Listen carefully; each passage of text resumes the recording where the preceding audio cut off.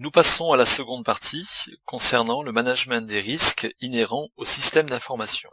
Avant toute chose, quelques points généraux en matière de management des risques. Premièrement, à savoir que le risque représente un événement qui altère l'atteinte des objectifs.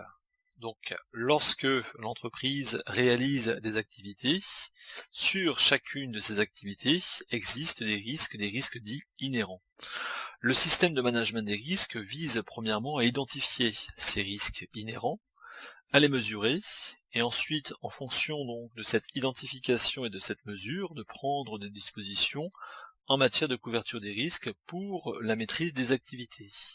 L'ensemble de ce travail d'identification, de mesure et ensuite de dispositifs de couverture est formalisé au travers d'une cartographie des risques, sachant que le contrôle interne donc est un dispositif de couverture, de maîtrise des risques, c'est-à-dire la mise en œuvre d'actions, d'organisation, donc de contrôle qui vise à minimiser les risques inhérents relatifs aux activités.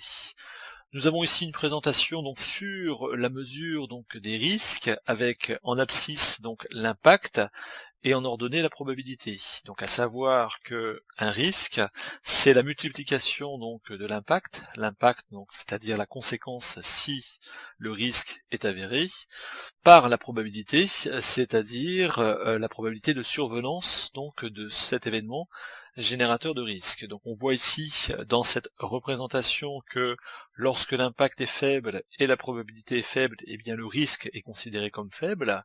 Lorsqu'il est modéré, lorsque la probabilité est modérée, le risque est considéré comme modéré. Par contre, dès lors que l'impact est élevé, et cela même pour une probabilité donc qui est faible, le risque est considéré donc comme élevé, ce qui est le cas également donc si la probabilité est modérée et bien sûr si la probabilité est élevée, le risque est considéré donc comme élevé.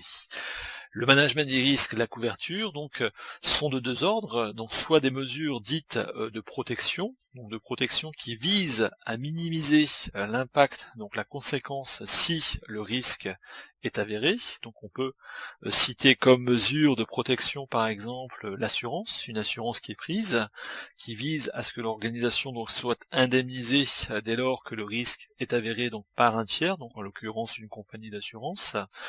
Soit on peut avoir donc des dispositifs de prévention. Donc la prévention, ça vise à diminuer la probabilité de survenance de l'événement qui serait donc générateur de risque. Donc on peut avoir comme dispositif de prévention, donc notamment au niveau des systèmes d'information, donc par exemple des contrôles informatiques qui permettent de détecter des erreurs de saisie, des erreurs de traitement des informations.